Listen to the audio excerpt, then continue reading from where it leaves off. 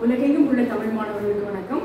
இன்னைக்கு நம்ம பார்க்க போகிறது நம்மளோட ப்ரிடிகேட் கால்குலஸ் பார்ட்டில் ப்ராப்ளம் சால்விங். இதில் ப்ராப்ளம் சால்விங் ஆக்சுவலாக நம்ம எப்படி ப்ரொபோஷனல் கால்குலஸில் ப்ராப்ளம் சால்விங் பார்த்தோமோ அதே மாதிரி இதுலேயும் நமக்கு ஜென்ரலாக ப்ராப்ளம் சால்விங் வெறும் டெக்னிக்கல் ஸ்டேட்மெண்ட்ஸ் கொடுத்து சால்வ் பண்ணுறதும் இருக்குது. வேலிடிட்டி ஆஃப் ஆர்குமெண்ட்ஸ்னால் என்ன பண்ணுவோம், நமக்கு வந்து ஸ்டேட்மெண்ட்ஸ் கொடுத்துருப்பாங்க. ஸ்டேட்மெண்ட்ஸ்க்கு முதல்ல நம்ம ப்ரிப்போசிஷன்ஸ் போட்டுட்டு அதுக்கப்புறம் நம்ம ப்ரிமிசஸை எழுதிட்டு சால்வ் பண்ணுவோம் இல்லையா, அதே மெத்தடாலஜி. ஸோ இங்கே நமக்கு ஏற்கனவே ப்ரொபோஷனல் கால்குலஸ் பார்ட்டில் எல்லாம் ஸ்ப்ளிட் பண்ணி நம்ம அண்டர்ஸ்டாண்ட் பண்ணிட்டதுனால இப்போ நம்ம என்ன பண்ண போகிறோம்னா டேரெக்டாக நம்ம ப்ராப்ளம் சால்விங் போயிடலாம். தட் இஸ் வேலிடிட்டி ஆஃப் ஆர்குமெண்ட்ஸ்க்கு போயிடலாம். ஸோ இங்கே வந்து ப்ராப்ளம் வந்து எப்படி கொடுத்துருப்பாங்கன்னா ஸ்டேட்மெண்ட்ஸாக கொடுத்துருப்பாங்க. ஸ்டேட்மெண்ட்ஸை நம்ம ப்ரிடிகேட்ஸாகவும் மாற்றணும். ஸோ அதெல்லாம் அசைன் பண்ணிட்டு அதுக்கப்புறம் நம்ம டெக்னிக்கல் ப்ரிமிசஸை எழுதிட்டு அதுக்கப்புறம் சால்விங் பார்ட் வரலாம். சால்விங் பார்ட் வந்து எப்பவுமே நம்ம சிம்பிளா ப்ரிப்போசிஷன் எப்படி சால்வ் பண்ணுவோமோ அதுக்கு என்னென்ன ரூல்ஸ் யூஸ் பண்ணுவோமோ, மாடஸ் போனது, டிஸ்ட்ரிபியூஷன்ல செயின் ரூல் என்னெல்லாம் யூஸ் பண்ணுவோமோ எல்லாமே இங்கேயும் அப்ளை ஆகும். அப்போ இந்த தேர் எக்ஸிஸ்ட் ஃபார் ஆல்ன்ற அந்த குவான்டிஃபயர்ஸை என்ன பண்ணணுன்ற ஒரு சேலஞ்ச் தான் நம்ம கிட்ட இருக்கு. ஸோ ப்ராப்ளம் பார்த்துட்டோம் அப்படின்னா நமக்கு அது பெட்டரா இருக்கும். ஸோ ஃபர்ஸ்ட் ஒரு சிம்பிள் ப்ராப்ளம் நான் எடுத்திருக்கேன். ப்ராப்ளம் முதல்ல என்னன்றதை பார்த்துக்கலாம்.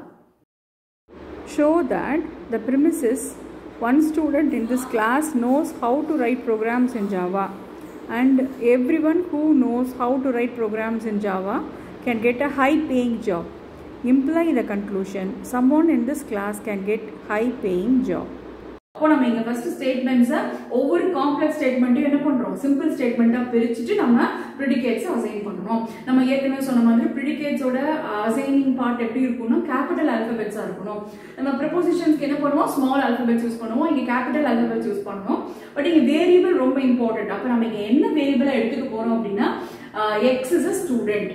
அப்போ நம்ம எக்ஸ் இஸ் அ ஸ்டூடெண்ட்ங்கிறத ஃபர்ஸ்ட் பேசிக் அண்டர்ஸ்டாண்டிங்கா எடுத்துட்டு அந்த அப்போ எக்ஸ் ஸ்டூடெண்ட்ஸுக்கான கண்டிஷன்ஸ் தான் நம்ம ஆக்ஷன்ஸ் தான் ஒவ்வொன்றையும் சொல்ல போறோம். Predicate one student in this class knows how to write programs in Java. So அப்போ first proposition student in class அப்படின்றது C of x, where x is in class, student in the class. Okay, so x is a variable. And the variable என்ன அத பத்தி என்ன சொல்ல வராங்க, it's any student in class. ஸ்டூடெண்ட்ல கிளாஸ்ல இருக்கிற ஏதோ ஒரு ஸ்டூடெண்ட்டை நம்ம மென்ஷன் பண்றோம். ஏதாவது பர்டிகுலரா ஒரு நேம் ஆஃப் த ஸ்டூடெண்ட் ஜான்னு சொல்லிட்டீங்கன்னா அது என்னவா மாறிடும்னு சொல்லியிருக்கோம், ப்ரப்போசிஷனா மாறி இருக்கும். இங்க எந்த நேமையும் ஸ்பெசிஃபை பண்ணல, யாருன்றது தெரியாது, ஜெனரல் வேர்டா ஸ்டூடெண்ட்ங்கிற வேர்டு நம்ம எடுத்திருக்கோம். அதனால ஸ்டூடெண்ட் எடுத்ததுனால நான் என்ன சொல்றேன், வேரியபிளா என்ன வச்சுக்கிறேன், x is a student in class. Next write programs in Java. அப்போ x knows to write program in Java. அப்போ writing program in Java is your action. அந்த ஆக்ஷன் நம்ம ப்ரிடிகேட்டா வச்சுக்கிறோம். எப்பவுமே நம்ம எந்த ஆக்ஷன் எடுத்துக்கிறோமோ அந்த ஆக்ஷன்ல இருந்து ஒரு ஆல்பபெட்டை பிக் பண்றது நமக்கு ஞாபகம் வச்சுக்கிறதுக்கு ஈஸியா இருக்கும். ஸோ நான் என்ன பண்றேன், ஜாவா ப்ரோக்ராமிங் பத்தி நான் ஸ்டேட்மெண்ட் கொடுத்துருக்கேன். ஸோ ஜேன்னு எடுத்துக்கிறேன், ஜே ஆஃப் எக்ஸ். ஓகே, இங்க ஏன் சி ஆஃப் எக்ஸ் வந்தது, கிளாஸ்ன்றதை மென்ஷன் பண்ணிருக்கோம். ஸோ சி ஆஃப் எக்ஸ் வந்திருக்கு. Okay, next everyone who knows how to write Java program, how to write programs in Java can get a high paying job. அப்போ Java writing வந்து அது already சொல்லியாச்சு. அப்போ அந்த ஸ்டேட்மெண்ட்டுக்கு நான் திரும்ப யூனிட் வைக்க வேண்டாம். அப்போ நெக்ஸ்ட் நியூ ஸ்டேட்மெண்ட் என்ன இருக்கு, can get a high paying job. அப்போ high paying jobன்ற அந்த ஆக்ஷனுக்கு எனக்கு இன்னொரு ப்ரிடிகேட் தேவையா இருக்கு. அப்போ அதுக்கு ஆப்வியஸா நான் என்ன பண்ணணும், இன்னொரு ப்ரிடிகேட்டை இன்ட்ரோடியூஸ் பண்ணணும். அப்போ நான் இந்த ஸ்டேட்மெண்ட் என்ன பண்ண போறேன், h high paying job ஹெச்னு வச்சுக்க போறோம். So h of x, x can get a high paying job. அந்த x பத்தி தான் பேசுறோம். x can get high paying job யாருன்னு எனக்கு தெரியாது, ஜெனரல் வெர்ஷன் கொடுக்குறேன். அதனால தான் எனக்கு வேரியபிள் டேர்ம் உள்ள வந்திருக்கு. அப்ப மூணு ஸ்டேட்மெண்ட், பேசிக் ஸ்டேட்மெண்ட் வச்சு தான் அந்த காம்ப்ளெக்ஸ் ஸ்டேட்மெண்ட்ஸ் ப்ரிமிசஸை கொண்டு வந்திருக்காங்க. ஒவ்வொன்றுக்கும் நான் எக்ஸ்ன்ற வேரியபிளை வச்சு நான் என்னால சொல்ல முடியும். அப்போ மூணு ப்ரிடிகேட் ஸ்டேட்மெண்ட்ஸை வச்சு என்னோட ப்ரிமிசஸை நான் கம்ப்ளீட் பண்ணலாம். ப்ரிமிசஸை எப்படி எழுதியிருக்காங்க, ஒவ்வொரு ஸ்டேட்மெண்ட்டையும் ஒவ்வொரு ப்ரிமிசஸை நம்ம அதை ஈக்குவலண்டா நம்ம இங்க கொண்டு வந்துடலாம். இப்போ நம்ம அப்படியே நம்ம டெக்னிக்கல் ஸ்டேட்மெண்ட்ஸா மாற்ற போறோம், டெக்னிக்கல் ப்ராப்ளமா மாற்ற போறோம். ஓகே, என்ன ப்ரிமிஸ் கொடுத்துருக்காங்க, one student in this class knows how to write programs in Java. ஒரு இந்த கிளாஸோட ஒரு ஸ்டூடெண்ட்டுக்கும் என்னவா இருக்கு to write a program in Java. அவங்களுக்கு கண்டிப்பா என்ன தெரிஞ்சிருக்கு, ப்ரோக்ராம் ரைட்டிங், ஜாவால ப்ரோக்ராம் ரைட்டிங் தெரிஞ்சிருக்கு. ஸோ இது என்ன பண்ணலாம், தேர் எக்ஸிஸ்ட் அ ஸ்டூடெண்ட். எப்போ நம்ம வந்து ஒன்ஸ் ஃபார் ஆல் நம்ம ப்ரெடிகேட் கால்குலஸ் டிசைட் பண்ணியாச்சு அப்படின்னா ஒவ்வொரு ப்ரிமிசஸ்க்கு முன்னாடியும் நீங்க கண்டிப்பா குவான்டிஃபையர் யூஸ் பண்ணியே ஆகணும். Either there exist or for all. இந்த தேர் எக்ஸிஸ்டோ ஃபார் ஆலோ ரெண்டுல ஒண்ணு கண்டிப்பா வந்தாகணும். அப்ப இங்க ஃபார் ஆல் யூஸ் பண்ணவே முடியாது. அப்ப கண்டிப்பா ஒன் அப்படிங்கிறது சம் ஒன்னு நம்ம எடுத்துக்கலாம். சோ எதுக்கெல்லாம் நீங்க தேர் எக்ஸிஸ்ட் போடுவீங்க, சம் ஒன், எனி ஒன், தேர் எக்ஸிஸ்ட்னே கொடுத்துருக்கலாம், அப்படியே கொடுத்துருக்கலாம், இல்ல சம் ஒன்னு கொடுத்தாலும் சரி, எனி ஒன்னு கொடுத்தாலும் சரி. அந்த ஒன்னுங்கிற மென்ஷன் பண்ணியிருந்தாவே கண்டிப்பா அது என்ன எடுத்துக்கலாம், நம்ம தேர் எக்ஸிஸ்ட் எடுத்துக்கலாம்.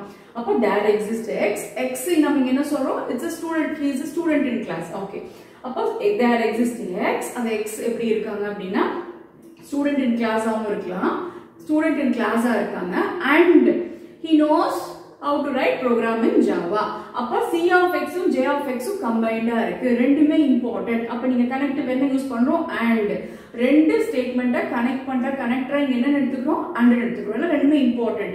இதுல இருந்து அது, அதுல இருந்து இது, or அப்படிலாம் இல்ல, கண்டிப்பா ரெண்டுமே இருக்கணும். அப்ப student in class and he is a Java programmer, ரெண்டுமே கையில இருக்கு. ஓகே, சோ and எடுத்தாச்சு. This is your first premise. Come on, first premise முடிச்சாச்சு. அடுத்தது ஏன்னா அவங்க ஞாபகம் வச்சுக்கணும், முதல்ல சொன்ன அதே ப்ரொபோர்ஷன்ல சொல்ற கால்குலஸ்ல சொன்ன அதே பாட்டு தான். ஒவ்வொரு கோட்ஸ்குள்ள இருக்கிற ஒரு ஸ்டேட்மெண்ட்டும் காம்ப்ளெக்ஸ் ஸ்டேட்மெண்ட்டும் அப்படியே நீங்க ப்ரிமிஸா மாத்திக்கலாம். ஒரு கோட்ல இருந்து எடுக்கிறது ஒரு ப்ரிமிஸ், அடுத்த கோட்ஸ்ல இருந்து ஸ்டார்ட் ஆகிறதுல இருந்து எண்ட் ஆகிற வரைக்கும் அடுத்த ப்ரிமிஸ். அது நம்ம அந்த செட்டப், அந்த டெம்ப்ளேட் எப்பவும் மைண்ட்ல வச்சுக்கிறோம். அதே தான் இங்கேயும் அப்ளை ஆகுது. செகண்ட் கோட் என்னவா இருக்கு, everyone who knows how to write programs in Java can get a high paying job.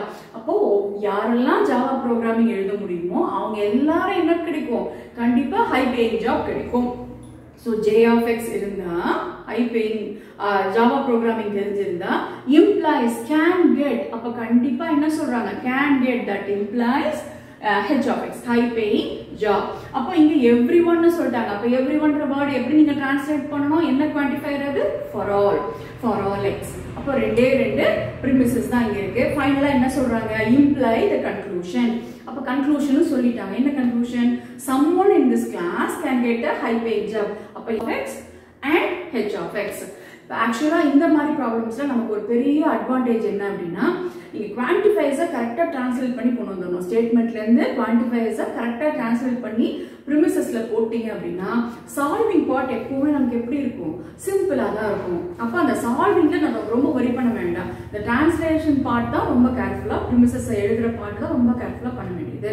அப்ப இது எப்படி சால்வ் பண்ணுறது இப்ப பார்க்கலாம். மாதிரி இந்த குவான்டிஃபையர்ஸை இருக்கிற குவான்டிஃபையர்ஸை நீங்க ரிமூவ் பண்ணிக்கலாம். அதுக்கப்புறம் கடைசி ஸ்டெப்ல குவான்டிஃபையர்ஸை இன்ட்ரோடியூஸ் பண்ணிக்கலாம். இந்த ரெண்டு ஆப்ஷன் நம்ம கையில இருக்கு. இந்த ரெண்டே ரெண்டு ரூல் மட்டும்தான். எப்படி நம்ம இருக்கிற குவான்டிஃபையர்ஸை ரிமூவ் பண்ணணும், குவான்டிஃபையர்ஸை எப்படி இன்ட்ரோடியூஸ் பண்ணணும், இந்த ரெண்டே ரெண்டு ரூல் தான் நம்ம இந்த சாப்டர்ல புதுசா படிக்க போறோம். இந்த கான்செப்ட்ல வேற எதுவுமே நியூ இல்ல, எல்லாமே எக்ஸிஸ்டிங் ரூல்ஸ் தான்.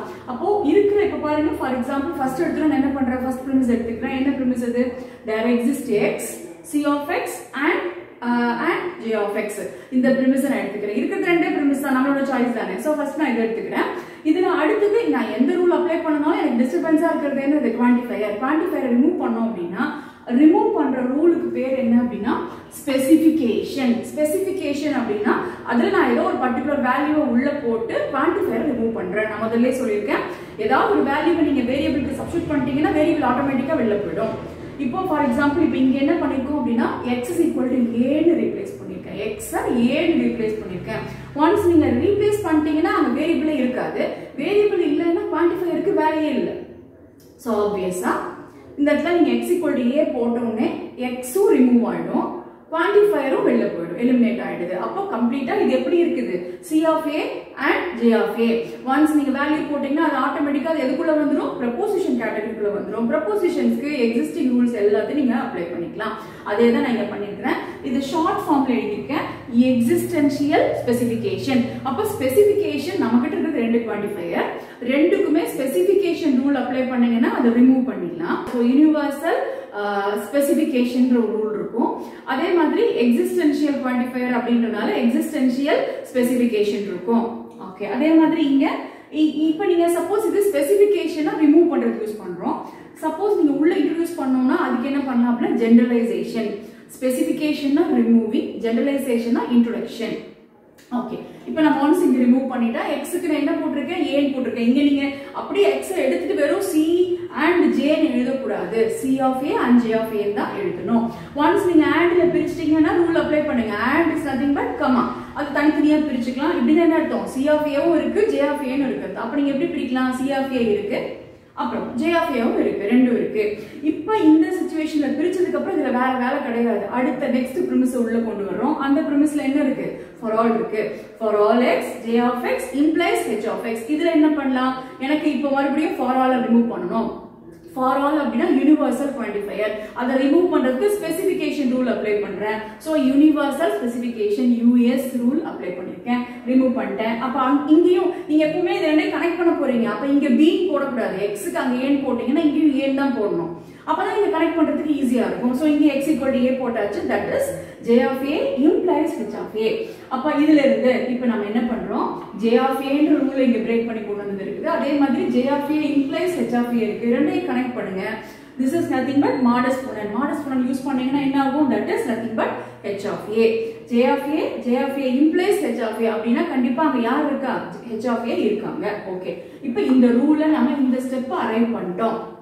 இப்போ நம்ம ஃபைனல் ரிசல்ட் கன்க்ளூஷனை கொண்டு வந்தா போதும். நீங்க வேற எங்கேயும் டிராவல் பண்ணல, எதை நோக்கி தான் நம்ம டிராவல் பண்றோம், கன்க்ளூஷன் அச்சீவ் பண்றது தான் டிராவல் பண்றோம். அப்ப கன்க்ளூஷனுக்கு என்ன தேவையா இருக்கு, எனக்கு என்னெல்லாம் தேவையா இருக்கு, C of A தேவையா இருக்கு, அதே மாதிரி H of A தேவையா இருக்கு. ரெண்டும் ஆல்ரெடி உள்ள நம்ம ப்ரிமிஸ் நம்மளோட ஸ்டெப்ஸ் எல்லாம் உள்ள இருக்கு.